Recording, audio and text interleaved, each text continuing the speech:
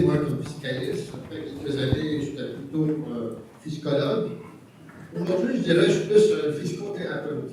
Parce qu'il faut voir large dans les problématiques. Et je pense que ce matin, les panneaux qu'on aura vont nous aider à cheminer dans quelques idées que je l'espère qui vont être retenues et qu'on pourra mettre en œuvre. Et je pense que M. le ministre va apprécier de capter par nos interventions quelques idées. M. Fitzgibbon est né à Montréal, mais je ne sais pas en quelle année. Il est titulaire d'un baccalauréat d'administration des affaires de l'École des hautes études commerciales, à HEC. Il est membre également de l'Ordre des comptables professionnels agréés du Québec.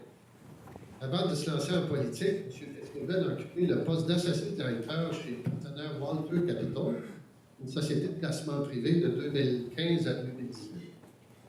De 2007 à 2014, il a assumé le rôle de président et chef de la direction d'Atrium Innovation, une société qui développe, fabrique, commercialise des produits à valeur ajoutée destinés à l'industrie de la santé et de la nutrition.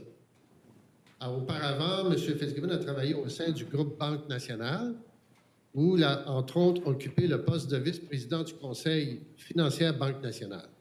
Il a notamment agi en tant que responsable des services de banque, d'investissement et de financement des sociétés, ainsi que de vice-président principal service des finances, de la technologie et des affaires corporatives à la même banque. Auparavant, M. Fitzgibbon a occupé des postes en finance, en développement d'entreprise, en développement des affaires chez Télésystème, Mobile International, chez Chase Capital Partners Hong Kong, chez Domtar, chez Tapi Peerless. Il a entamé sa carrière chez, à l'époque, PricewaterhouseCoopers en audit et services conseils. Au cours des dernières années, M. Fitzgibbon a siégé à de nombreux conseils, dont ceux de la Caisse de dépôt, Placement du Québec, WSP, Héroux Daftec, Groupe Transcontinental, Circle Capital 3, Neptune Technologies, Lumen Pulse et Ariane Phosphate, et il a siégé aussi à la fondation du Dr Julien. Alors, j'inviterai M. le ministre à monter tout de suite. Et puis, avant de lui céder la parole, je vais demander aussi à notre autre panéliste, M. Duruflé, de monter aussi sur scène et que je vais vous présenter tout de suite avant de céder la parole à M. le ministre. Alors, M. Duruflé est consultant indépendant auprès de fonds de capital de risque et de placement privé, d'investisseurs institutionnels et de gouvernement. Il est aussi vice-président exécutif de Québec City Conference et président du Public Policy Forum of Venture Capital. Il a été jusqu'en 2004 associé principal chez Caisse de dépôt, filiale de Capital Technologies, responsable du portefeuille de fonds de capital de risque en Amérique du Nord et en Europe. Au préalable, il a été responsable des études stratégiques à la Caisse de dépôt et placement du Québec. De 1979 à 1991, il a travaillé comme consultant senior dans des sociétés de consultation stratégique du groupe Caisse de dépôt et consignation de Paris, en Europe et en Amérique du Nord. Il est membre du conseil de la Québec City Conference. Il détient une maîtrise en philosophie, un doctorat en mathématiques de l'Université de Paris 6 et un diplôme du Centre des programmes économiques du ministère des Finances en France. Il est CFA et a publié de nombreux livres et études sur l'économie et la finance. Alors, avant de céder, M. le ministre, la parole, je voudrais juste vous rappeler la célèbre parole du ministre des Finances Colbert qui expliquait à Louis XIV qu'à chaque fois qu'il y avait des dépenses à faire, le roi lui demandait, oui, mais est-ce que la population va accepter? Est-ce que ça ne créera pas trop de stress? Et Colbert lui disait toujours, l'impôt, c'est l'art de tirer sur le dos de la poule le maximum de plumes avec le minimum de cris.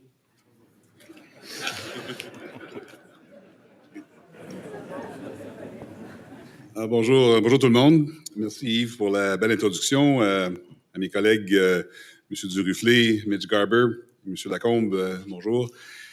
Alors, bonjour à tous. Tout d'abord, Mario, je te remercie beaucoup pour l'invitation. Je n'ai pas pu accepter la première invitation de Mario, mais comme vous savez tous, on ne dit jamais non à Mario 2 fois. Alors, je suis ici ce matin et je suis heureux d'être avec vous tous. Je veux vous partager ma vision du développement économique du Québec. Et cette vision a 3 volets. soit l'augmentation de la productivité de nos entreprises, on a un manque à ce niveau-là, la prospection d'investissements à l'étranger, puis d'augmenter nos exportations. C'est une vision qui permettra de favoriser la croissance des PME dans toutes les régions et surtout d'accroître les investissements des entreprises ici au Québec. J'ai eu l'occasion le mois dernier de participer à 3 missions commerciales à Vegas pour le CES, à Paris, où nous avons eu notamment rencontré le président Macron et d'importants chefs d'entreprises françaises pour finir à la grande messe de Davos dans le cadre du Forum économique mondial. Le protectionnisme et l'instabilité commerciale aux États-Unis et en Chine se ressentent clairement et représentent certes une menace à court terme, mais selon moi une opportunité à moyen terme. En plus, tout l'intérêt en intelligence artificielle et ses applications pour les villes intelligentes, pour la mobilité, les transports, en passant par l'énergie et la santé, cet intérêt est palpable. Et la notoriété québécoise en IA, avec des structures comme Mila, Ivado, Scale AI, pour nommer que celle-là, est également très reconnue. Montréal est bien positionné, et le Québec présentement. Et notre message à tous ceux qu'on a rencontrés, c'est que notre nouveau gouvernement is open for business. Vous l'avez sûrement noté, il est clair que l'économie est l'une des 3 grandes priorités de notre gouvernement. Cette vision, la vision de notre parti, a le mérite d'être simple. Développer notre économie, développer de la richesse collective pour avoir les moyens d'offrir aux Québécois des meilleurs services tout en allégeant dans le temps leur fardeau fiscal. Le développement économique est notre seul levier pour générer des recettes fiscales additionnelles, étant donné le niveau de taxation des particuliers et des entreprises qui est rendu au maximum. On va se le dire, l'économie va très bien. Le taux de chômage est de 5,4 %, le plus bas depuis la mise en place de l'enquête sur la population active en 1976. En 2017-2018, on a vu notre PIB croître à 2,8 % de 2,3 % et on semble se diriger vers une autre année avec un solide budgétaire positif. Donc, l'économie va bien, les finances publiques sont en ordre, mais on ne peut pas s'asseoir non plus sur nos lauriers. C'est le moment idéal pour mettre en place des changements structurels. Nous avons profité collectivement de ce long cycle de croissance, mais au niveau de notre productivité, le retard s'est accentué ici au Québec. Plus précisément, notre salaire moyen au Québec est de 5 000 $ plus bas que celui de l'Ontario et de 4 000 $ plus bas que la moyenne canadienne. C'est inacceptable. Il n'y a aucune raison qu'on ait ces écarts, surtout avec le positionnement du Québec aujourd'hui. Donc, ce qu'il nous faut, évidemment, ce n'est pas juste des emplois de qualité. On change de paradigme. Ça fait des dizaines d'années, plus de 100 ans même, que les politiques des gouvernements en économie visaient à créer des jobs, particulièrement dans les mines, les forêts et les usines. Maintenant, il faut passer à la création de la richesse par l'innovation, l'exportation et l'entrepreneuriat. Notre vision, celle qui va guider mes actions au cours des prochaines années, s'articule donc autour de 3 objectifs pour contribuer à faire progresser l'économie et combler ce retard de productivité. Premièrement, il faut inciter nos entreprises et surtout nos PME à accélérer les investissements en innovation. C'est essentiel pour augmenter la productivité et la croissance des entreprises. Quelques faits. De 2012 à 2017, la productivité du Québec a augmenté de 0,6 % par année, alors qu'en Ontario, la même productivité a progressé presque 2 fois plus rapidement, avec une augmentation annuelle de 1,3 %. Il faut faire un rattrapage et mettre en place des programmes pour accélérer l'investissement de nos PME dans l'innovation, la transformation numérique et dans le manufacturier 4.0 pour qu'elles deviennent plus compétitives. C'est capital car les PME les plus productives sont celles qui ont réussi à intégrer de nouvelles technologies, à s'adapter plus vite aux changements et qui gardent leur capacité à être présentes dans les chaînes d'approvisionnement des grands joueurs. Ce sont des entreprises qui versent des salaires plus élevés tout en offrant des meilleures conditions de travail à leurs employés. Et les gains de productivité que nous allons chercher avec l'innovation et la transformation numérique vont constituer l'une des réponses concrètes à la rareté de la main-d'œuvre actuelle. D'ailleurs, lors de notre mise à jour économique, nous avons pris des mesures pour encourager l'investissement des entreprises dans ce sens. Et si on se compare, on constate encore mieux l'importance du rattrapage à faire. Les dépenses des entreprises québécoises en recherche et développement représentent 1,26 % du PIB du Québec. Pour des pays comme Israël et la Corée, qui occupent les 2 premières places du podium, c'est plus de 3 de leur PIB. Le Québec serait donc au 15e rang des pays de l'OCDE en ce moment. On est en retard et on est très en retard. Pour rattraper la moyenne de l'OCDE, il faudrait que nos entreprises augmentent leur investissement en innovation de 10,9 annuellement jusqu'en 2022. Et il aurait fallu commencer en 2016. Quand on parle d'innovation, on parle aussi de brevets. Même si de 2007 à 2016, le nombre d'inventions brevetées par le Québec a plus que doublé, on a encore de la difficulté à convertir nos efforts de recherche en innovation. En 2016, le Québec comptait 177 inventions brevetées par million d'habitants, ce qui est bien en dessous de la moyenne canadienne qui compte 222 inventions par million d'habitants, ou encore celle de pays comme la Finlande, qui a plus de 320 inventions brevetées par million d'habitants.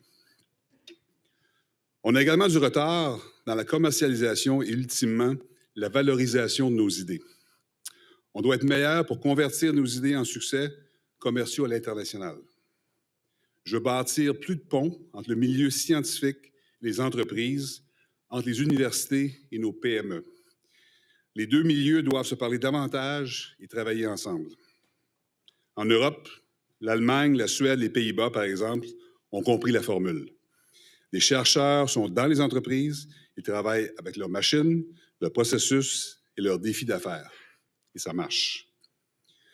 Mon deuxième objectif pour stimuler l'économie québécoise, c'est d'attirer plus d'investissements étrangers au Québec. Dès le début de notre mandat, notre gouvernement, votre gouvernement, voulait envoyer un signal clair. On entend encourager davantage l'investissement des entreprises. De 2013 à 2017, les investissements étrangers au Québec ont diminué de près de 40 passant de 5,4 milliards de dollars à seulement 3,3 milliards en 2017. C'est significatif. Les investissements privés provenant du reste du Canada et du Québec, eux, ont aussi reculé d'environ 7 et 3 respectivement. Il faut que ça change. Mes 3 missions commerciales dans les dernières semaines ne sont pas étrangères à cette situation. En fait, le premier ministre m'a donné l'objectif de faire doubler les investissements étrangers au Québec. Je veux convaincre les filiales étrangères déjà présentes sur notre territoire de choisir le Québec pour leur projet d'investissement futur. Pour y arriver, on doit mettre en valeur nos forces afin que le Québec devienne le meilleur endroit au monde pour investir. Et on a plusieurs atouts. Nos finances publiques, on l'a dit, sont équilibrées. Nous avons un accès privilégié aux plus importants marchés du monde. On a eu un peu de misère avec la sympathique administration américaine, mais on s'en est relativement bien tiré. On a des prix concurrentiels pour l'électricité propre. C'est donc un lieu unique pour tester, innover et implanter les transports électriques. Finalement, les Québécois sont des gens curieux, créatifs, travaillants, éduqués et accueillants. Et pour porter ce message partout dans le monde, on va s'équiper. C'est pour ça qu'on propose de modifier une stratégie en mettant en place une excellente équipe de chasseurs qui sera plus agressive sur le terrain, dans les sièges sociaux, dans les foires commerciales, auprès des consultants et conseillers des grandes entreprises et partout où il sera possible de convaincre des entreprises de venir s'installer ici au Québec. Il faut que nos 3 leviers commerciaux, Investissement Québec, le réseau de représentation de l'étranger et la Caisse de dépôt, travaillent moins en silo sur la prospection d'investissements étrangers. L'autoroute internationale devrait bien aller dans les deux sens. Il faut être meilleur pour attirer, il faut être meilleur pour exporter. Notre troisième objectif pour l'économie du Québec, c'est d'accroître la quantité et de diversifier la destination de nos exportations. Nous devons être, entre autres, diminuer notre dépendance au marché américain en exploitant mieux notre position favorable sur la scène internationale. On a un autre défi. Sur les données de 2017, on importe environ 20 milliards de plus qu'on exporte. Le Québec a donc un déficit commercial d'environ 5 de son PIB. C'est connu, notre plus important partenaire commercial international, c'est les États-Unis.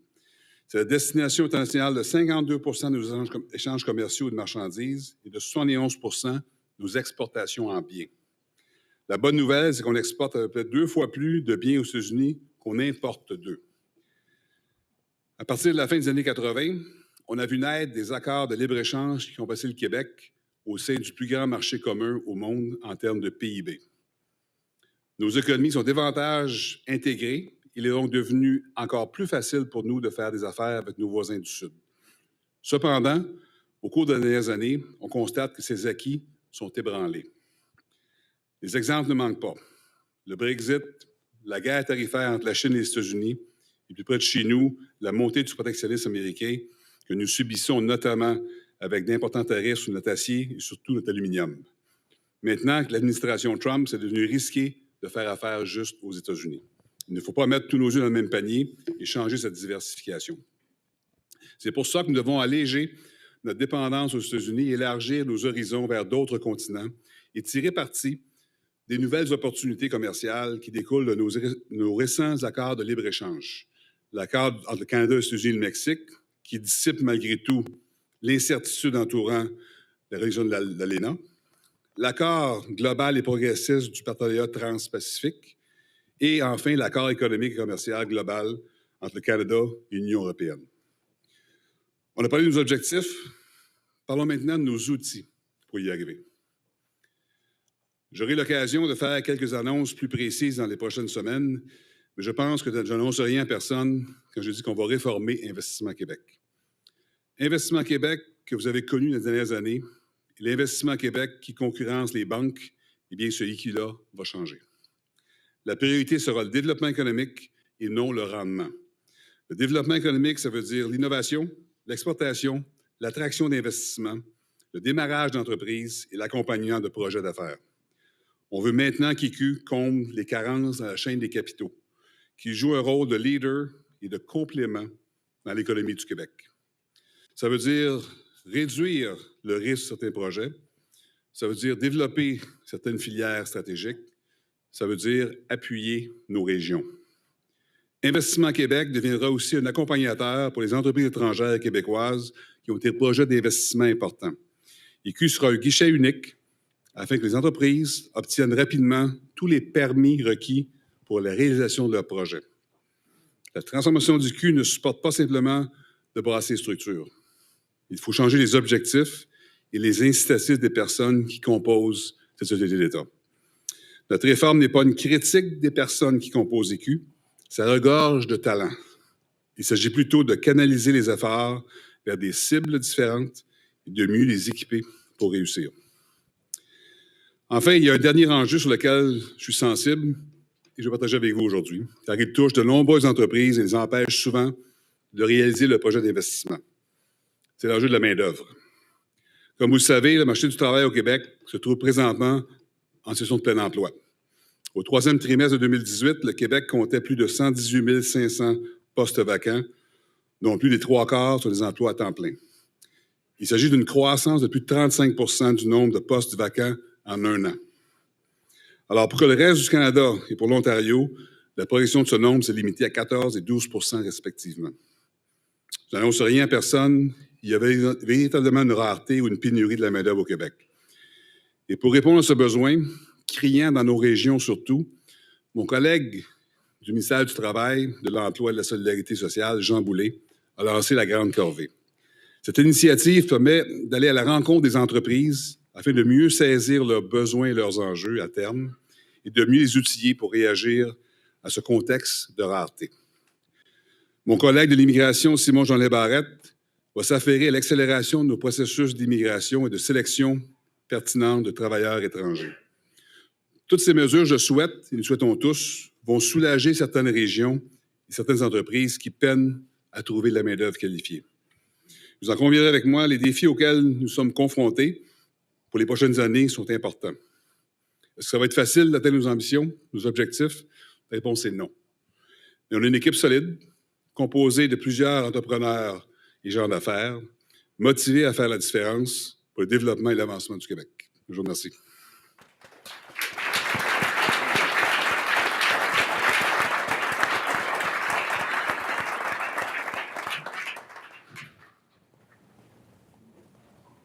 Bon, c'est qui? C'est ça. La prochaine étape.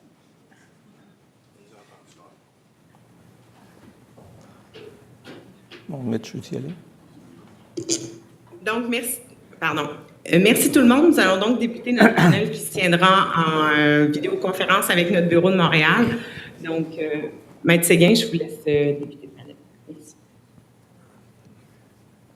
Oui, alors écoutez, peut-être qu'on pourrait demander à notre autre panéliste s'il y a une première réaction, une première suggestion à l'énoncé du ministre.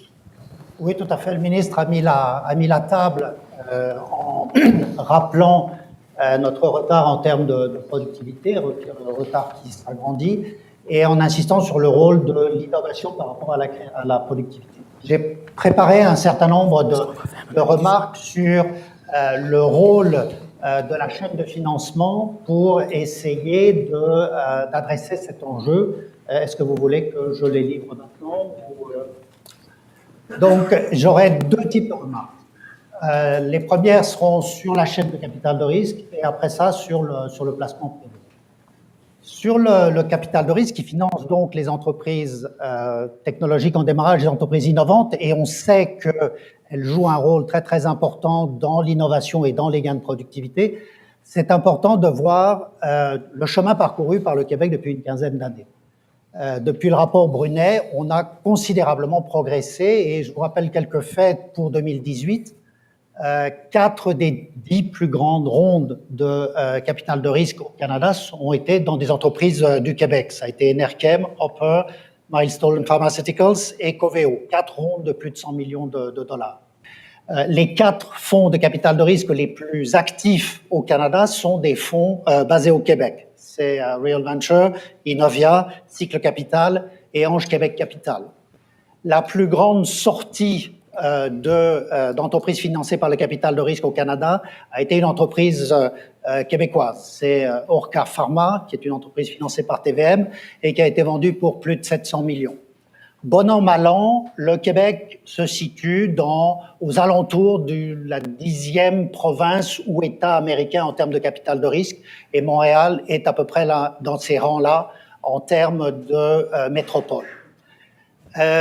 C'est le résultat de 15 ans d'efforts. 15 ans d'efforts continus pour reconstruire la chaîne de capital de risque, faire de la place à des entreprises, à des équipes spécialisées privées. Et ça a été fait par un effort de collaboration au départ entre la Caisse, le Fonds de solidarité Investissement Québec, et après ça, une bonne façon de s'articuler avec les efforts fédéraux du VCAP et du VCCI. Donc ça, c'est les résultats. Maintenant, il faut voir les défis qui nous restent. Le premier défi qui nous reste, c'est celui d'arriver à faire grandir des grandes entreprises technologiques indépendantes. C'est-à-dire, c'est normal que lorsqu'on fait grandir les entreprises technologiques, un certain nombre se trouvent rachetés. C'est normal qu'un certain nombre se trouvent rachetés par des entreprises étrangères. Enfin, ce serait bien qu'on arrive quand même à en dégager quelques-unes qui croissent, qui deviennent elles-mêmes des grandes entreprises locales qui en absorbent d'autres. C'est le rêve de Coveo, c'est le rêve d'autres entreprises. Qu'est-ce qui peut aider à ça? Renforcer la chaîne de financement. Quand les entreprises grandissent, quand il faut aller chercher de plus grandes rondes, on n'a pas de fonds de très grande taille au Québec et au Canada. On commence à en avoir. Georgian Capital a levé 500 et 600 millions. Innovia Growth va lever 400 à 500 millions. Mais c'est les premiers. Ça veut dire qu'on doit travailler avec des leads américains, ce qui accroît la probabilité que l'entreprise glisse au sud de la frontière ou soit rachetée par d'autres. Donc, continuer à renforcer, créer de plus grands fonds expérimentés pour soutenir nos entreprises, avec éventuellement l'appui des investisseurs institutionnels, comme ça a été le cas pour Lightspeed. Mais faire grandir des entreprises, c'est pas seulement un problème de financement, c'est aussi une question d'expertise et d'expérience avec le management.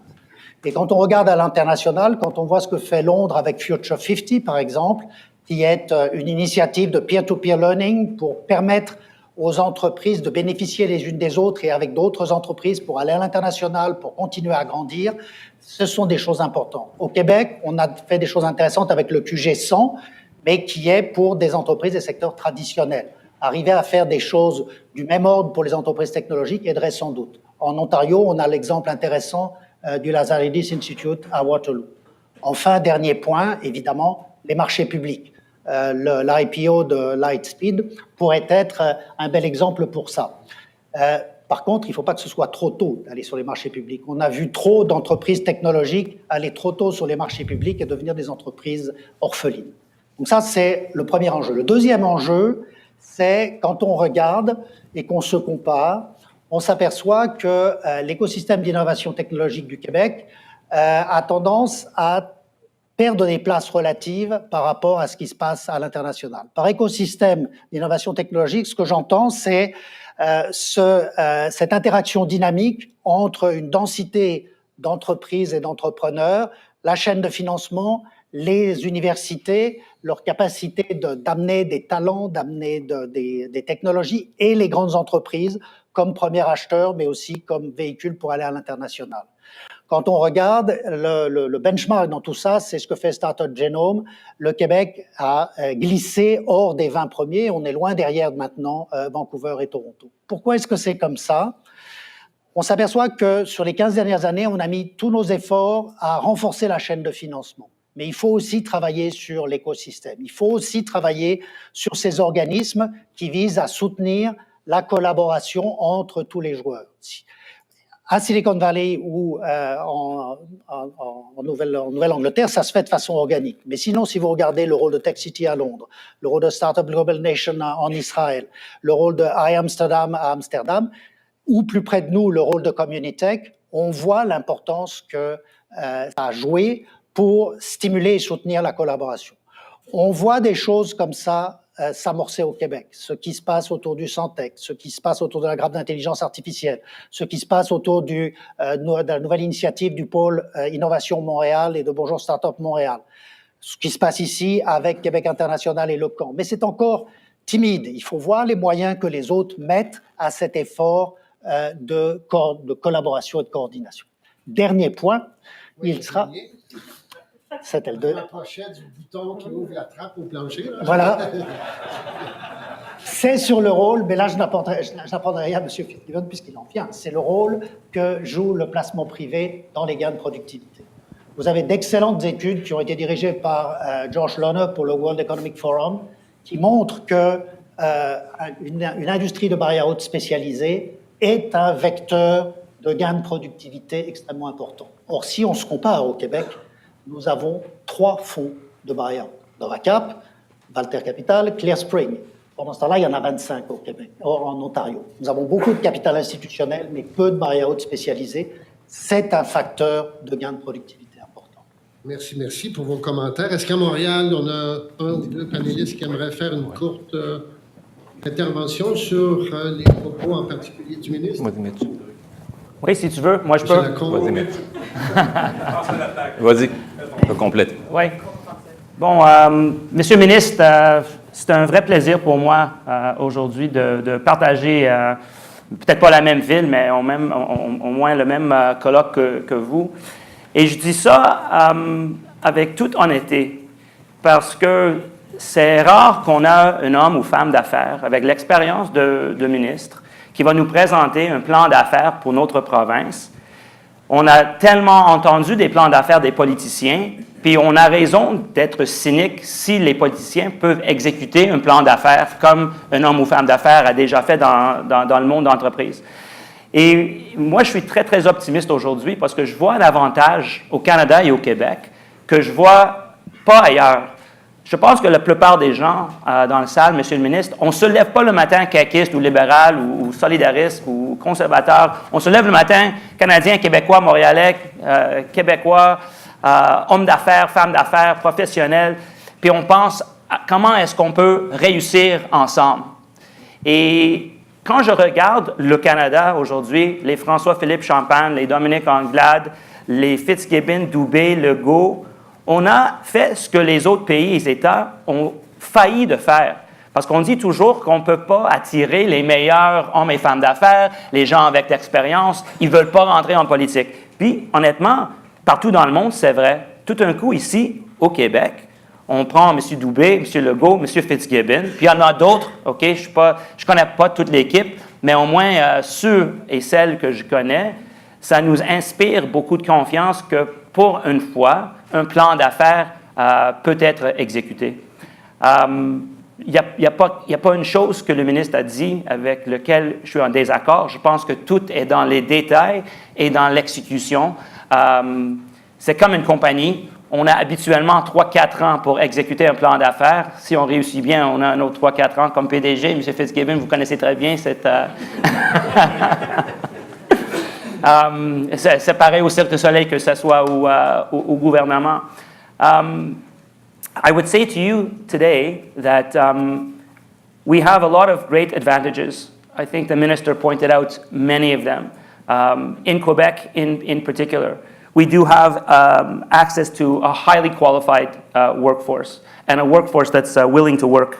We are becoming a world leader in areas like AI. We've become a world leader in areas like aerospace. I would challenge the minister that together we figure out the next business plan to get the next industries to Quebec, the way we attracted the pharmaceutical industry to Côte-de-Liesse in the 1970s, the way we attracted the aerospace industry to Quebec, the way we've attracted, really behind one name, we've attracted the entire AI, the world's AI focus on Montreal, and of course with funding to Element and to others. The minister mentioned the access to markets. I think all of these trade agreements, they make nice press releases, but when you travel around the world, you realize that people value, obviously, the access to a market. If we're talking about foreign investment, which is my focus, Mr. Minister, we're talking to companies. Companies need to have a presence, let's say, in North America, or a presence that can tackle North America and tackle Europe.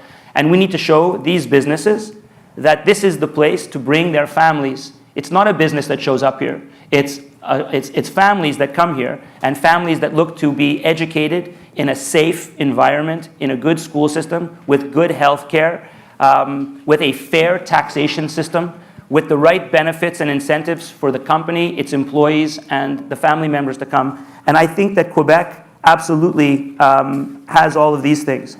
And so when I look at quand je regarde aujourd'hui Investissement Québec et Montréal International, je ne suis pas du tout en désaccord avec vous, Monsieur le ministre. Je ne connais pas vos plans exactement pour la restructuration, mais quand je regarde Montréal International, je peux dire une chose. Dans toutes les réunions au fédéral, quand on parle d'investissement au Canada, tout le monde regarde Montréal et l'équipe de Hubert Bolduc et le job qu'ils ont fait et le processus. Tout le monde emprunte leur présentation pour Montréal et vole leur présentation pour faire le pitch du Canada. Et Investissement Québec, peut-être il y a un doublage d'ouvrages et donc peut-être que l'efficacité, c'est dans vos plans, Monsieur le ministre. Je pense que l'important, c'est comment est-ce que le gouvernement courant va s'en servir des personnes dans cette salle et d'autres salles pareilles au Québec.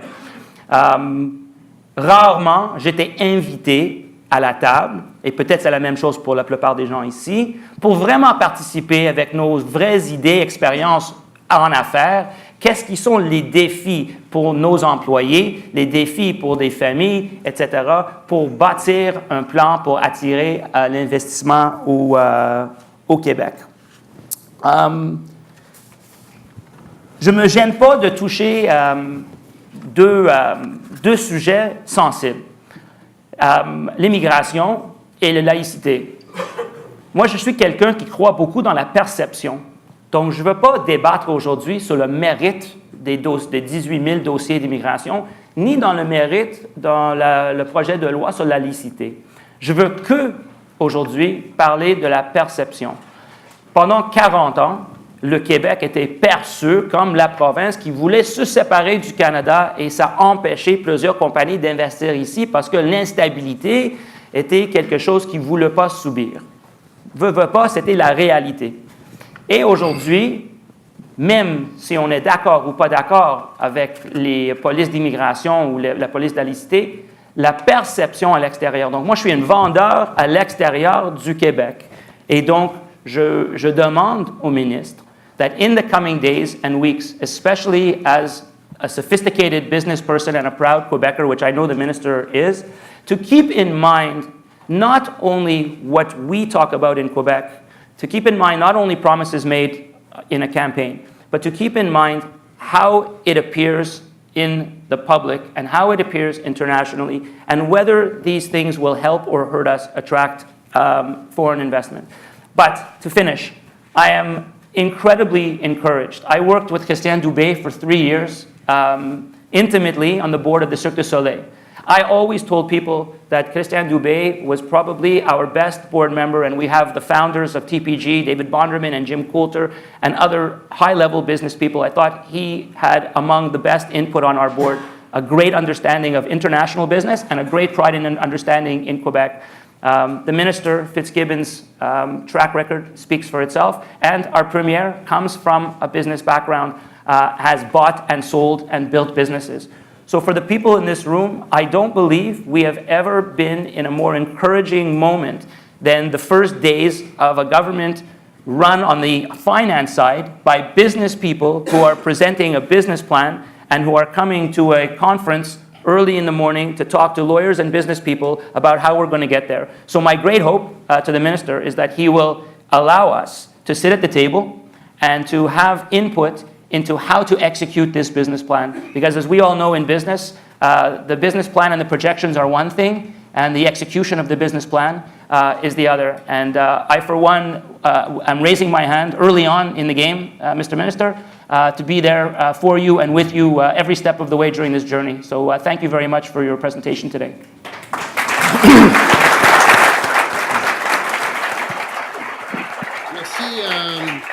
Merci, M. Barber. Avant de demander à M. Lacombe une courte réaction, je vais offrir à M. le ministre peut-être un petit temps de réaction. M'entendez-vous bien? Très bien. Well, Mitch, I'd like to thank you for your kind words. I think it's very kind of you, and I think we'll have certainly some offline discussion on different subjects in the future. Mais je pense que vous avez raison, M. Garber. Le challenge va être la livraison de nos promesses. Et je pense qu'on est tous, vous avez mentionné M. Dubé, M. Legault, moi-même, il y en a d'autres aussi au parti, au gouvernement. Je pense qu'on est tous commis à cette cause-là. Et je pense que, loin de nous de penser que nous avons les réponses, je pense que l'effort collectif, l'écoute, je pense qu'on va être un gouvernement à l'écoute et définitivement des gens comme vous et d'autres dans la salle ici vont nous aider. Investissement Québec, je suis pas mal avancé dans ce que je veux faire, mais j'ai pas fini parce que justement, j'ai pas pu rencontrer tout le monde encore. Alors, je me laisse encore un peu de temps pour l'exécution, mais définitivement, il faut sur votre point de l'optique internationale, je suis très conscient. Évidemment, chaque gouvernement, c'est toujours difficile. On a des promesses qu'on veut livrer, alors on est très souvent centrique sur nos choses, mais je suis d'accord qu'il faut aussi que le monde extérieur soit compréhensible et comprenne ce qu'on veut faire. Et je pense définitivement que nos discussions à date, ça a été limité aux États-Unis, en France et en Suisse, on fait attention pour expliquer aux gens que, par exemple, la politique d'immigration n'est pas exclusive. On juste corriger les choses et qu'on emploie des mots souvent comme temporaires. Et il faut que la perception soit bonne parce que l'attraction du Québec doit passer par notre accueillant, puis que les gens sentent qu'ils peuvent venir ici de façon sécuritaire et de façon aussi harmonieuse. Alors, définitivement, le message est compris et on aura sûrement des discussions, vous et moi, dans le futur. Merci, M. le ministre. Alors, peut-être, M. Lacombe, oui. Une courte réaction? Oui, merci. La fiscalité, je pense que c'est un élément qui fait partie essentielle de la réussite comme élément pour aider vraiment au niveau de la croissance et l'implication qu'on veut réaliser, je pense, les rêves qu'on a au niveau du Québec. C'est vrai que la fiscalité, au départ, on disait en 1917, c'était temporaire. Comme disait M. Séguin, c'était pour courir après des poules puis enlever des plumes. Aujourd'hui, je pense que la fiscalité est plutôt un élément de croissance pour créer des fermes, exporter nos connaissances et vraiment d'avoir un impact majeur dans qu'est-ce qu'on veut faire. Quand on regarde aujourd'hui, il y a plusieurs éléments qu'on a eus quand on parle des taux d'imposition, l'amortissement accéléré. Il y a plusieurs facteurs qui ont été mis en place et continuent de l'être. On voit beaucoup avec le baby boom, nos entreprises, la PME, se vendent à des étrangers. Dans mon travail, régulièrement, on est en processus de vente. Pour ces gens-là qui reçoivent de l'argent, être capable de le réinvestir et non de le faire dormir. Pour nos entrepreneurs qui, aujourd'hui, voudraient faire autre chose, Il y a peut-être des pistes de réflexion à avoir, par exemple, de permettre aux entrepreneurs de reporter une partie de leur imposition de manière beaucoup plus simple sur une disposition et d'être investis de manière active avec nos entreprises pour permettre soit une création d'un fonds, soit une aide pour ces gens-là de réinvestir l'argent dans l'économie pour vraiment aider nos entreprises qui ne sont pas vendues, qui veulent continuer, qui veulent au niveau de la relève aussi également, qui veulent aussi au niveau de la croissance, qu'on va parler également au niveau du marché, c'est-à-dire la consolidation de marché. On voit beaucoup de fonds, mais on oublie peut-être nos entrepreneurs qui ont vendu, qui ont des connaissances importantes et qui voudraient peut-être être beaucoup plus impliqués et de les aider de manière beaucoup plus précise. Ça, je fais un élément, je pense, de plus de réflexion.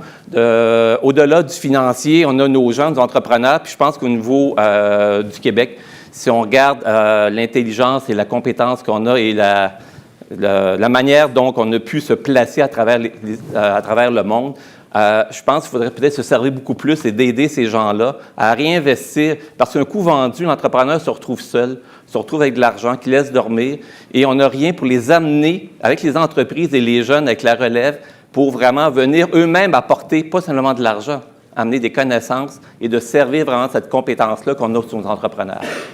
Au niveau du financement, on a déjà eu les REA, on a déjà eu les SPEC. Aujourd'hui, le financement public, bien qu'on peut dire que des fois, on y va peut-être trop tôt ou trop tard, mais c'est un coût énorme d'entrée du marché public, un coût énorme du maintien dessus. Il y a peut-être un volet à regarder dans une piste de réflexion de voir comment on peut aider nos entreprises d'aller chercher ce financement-là lorsque le privé ne suffit pas et qu'on veut vraiment aller d'une manière de consolidation de marché.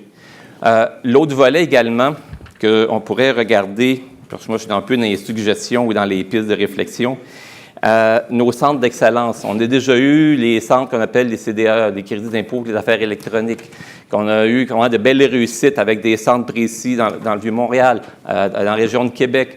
Il y a peut-être quelque chose à regarder. On parlait tantôt de l'intelligence artificielle, le blockchain, les nouveautés, peut-être de favoriser et d'aider vraiment les gens d'aller dans ce secteur-là et de permettre vraiment de continuer parce que la compétitivité mondiale, elle est importante. La fiscalité, qu'on veuille pas, fait partie du quotidien de tous les entrepreneurs et elle peut être négative, elle peut être excessivement positive. On parle des crédits d'impôt qui ont donné pour les fabrications, transformations, les changements qu'on a eu au niveau technologique, je pense qu'il peut nous permettre vraiment d'aller beaucoup, beaucoup plus loin dans ce sens-là. Et enfin, quand on parle de relève d'entreprise, d'avoir plus grande flexibilité, on a eu des beaux efforts au niveau du Québec, mais qui ne sont pas connectés sur le côté pragmatique et vraiment de la vie des entrepreneurs. Et je pense qu'il y a des modifications à regarder dans ce sens-là, de les rendre beaucoup plus fonctionnelles. Et à la base même de la fiscalité, lorsqu'elle est trop complexe, on ne peut pas s'en servir d'une manière intelligente. Donc, une simplicité et de travailler avec cette simplicité-là en allant vraiment au niveau de la croissance et d'aider vraiment à atteindre les objectifs qu'on parlait, c'est-à-dire le développement, l'innovation et d'aller à un autre niveau. Merci, M. Lacombe. Alors, il nous reste quelques minutes avec M. le ministre. On pourrait recevoir ici de la salle à Québec et à Montréal 2 questions maximum. Alors, je commencerai ici à Québec. Est-ce qu'il y aurait quelqu'un dans la salle qui aimerait poser une question ou faire une suggestion, quelque chose? Oui, ici.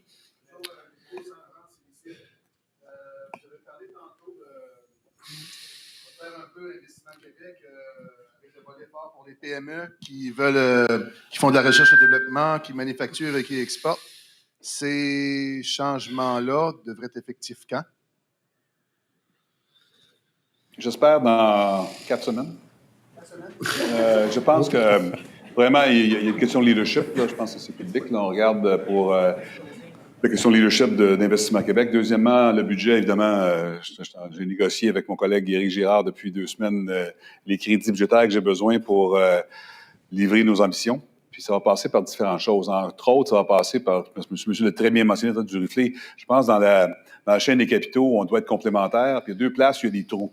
Ce qu'on appelle la vallée de la mort. La vallée de la mort, c'est des sociétés après Ange Québec, là, avant qu'ils se rendent chez Real, chez Novia, il y a une vallée de la mort qui est là, qu'il faut combler. On va le faire soit à l'interne, soit à l'externe. Je pense qu'on n'est pas qualifié pour le faire nous autres mêmes, donc on va le faire par des gens externes. Ça, je vais faire ça très rapidement, puis je suis en train de travailler juste sur des programmes. Puis à l'extrême de la chaîne des capitaux, les sociétés qui sont trop rapidement vendues à l'extérieur, on devrait les garder plus longtemps. Alors ça va se faire. Puis l'autre volet, c'est tout le volet Tu sais, le 4.0, puis l'intelligence artificielle, puis j'ai passé beaucoup de temps là récemment, il faut trouver les ponts qui vont faire que notre recherche fondamentale s'applique. Il y a des choses qui existent déjà, là, les Element AI, les Magia, Ivado Lab, mais il faut en faire d'autres. Et on travaille sur des programmes pour justement permettre aux PME de comprendre comment ces programmes, comment ces technologies-là vont les amener à augmenter leur productivité. Alors ça, on commence déjà à le regarder. Je dirais que d'ici quelques semaines, on va pouvoir annoncer des choses plus précises. Merci, M. le ministre. À Montréal, est-ce qu'il y aura une question dans la salle? Il y a une question. Quelqu'un veut se lancer? J'ai le micro ici. Ils sont un peu plus timides à Montréal. Alors, on va... Une suggestion? Oui. Mais j'ai oublié de parler de baseball, donc s'il reste...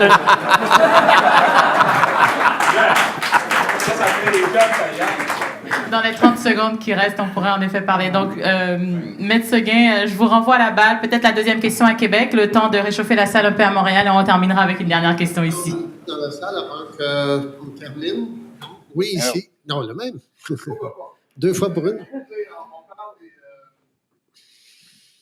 On parle au Québec, les PME ont de la misère avec on se bat pour les emplois, pour attirer les talents, tout ça. D'un autre côté, on dit on va attirer des investissements étrangers, des compagnies étrangères qui vont se battre pour les mêmes emplois. Selon moi, ça va prendre au moins 10 ans avant qu'on soit... Si on réussit à importer, si on veut, des talents de tous les pays, on ne se tire pas dans le pied avec ces 2 stratégies-là qui sont un peu... Il faut avoir de la main-d'œuvre, mais en même temps, si on attire des gens qui viennent chercher les mêmes emplois pour lesquels on se bat déjà, c'est pas évident, puis ça va prendre du temps avant qu'on soit structuré avec plein de nouveaux arrivants. C'est pas évident, c'est une réflexion, là, mais... Non, c'est une très bonne question. Je pense que différentes choses. Quand j'étais au CES à Vegas, surprenamment, il y a beaucoup de compagnies de Californie qui songent s'établir à Montréal à cause du AI, et puis ils songent à amener leurs employés. Deuxièmement, je pense que tout le côté immigration, là, il y a eu des enjeux de communication, c'est sûr, mais quand on regarde ce qui se passe présentement, il y a le côté parallèle de l'immigration ciblée économique temporaire.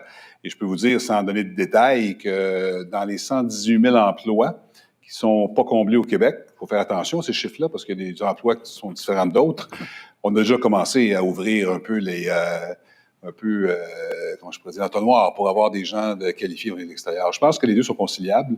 Évidemment, la question de l'investissement en 4.0 manufacturier, en AI, va permettre, avec les mêmes personnes, d'être plus productifs. Parce qu'il ne faut pas oublier qu'un des problèmes qu'on ne reconnaît pas souvent au Québec, on n'est pas assez productif. Pour toutes sortes de raisons. La raison principale, c'est sous-investissement. C'est sûr qu'investir en 4.0, ça ne prendra pas 3 mois, mais ça ne prendra pas 6 ans non plus. Alors, moi, je pense que c'est une combinaison d'être plus efficient avec ce qu'on a avec la technologie. Deuxièmement, de cibler, M. Garber l'a dit tantôt, puis il a absolument raison, on a des personnes très compétentes qui chassent à l'international, mais il n'y a pas de coordination, à mon avis, assez forte. Et on ne peut pas avoir toutes les compagnies qui vont venir ici au Québec, mais il faut choisir les clusters. L'aérospatial en est un qui est clairement bien positionné, mais qu'on peut faire mieux. Puis il y en a pas mal d'autres clusters, comme M. Garber a dit, qu'il faudrait identifier. On en a quelques-uns en tête, mais on va consulter. Et on n'ira pas chasser pour n'importe quel investissement au Québec. On va choisir certains investissements seulement, puis probablement qu'ils vont avec de l'emploi aussi. Vous avez raison, il faut faire l'adéquation entre la pénurie de main-d'œuvre puis offrir des plateformes et un écosystème favorable pour l'investissement étranger. Il faut que ce soit en adéquation.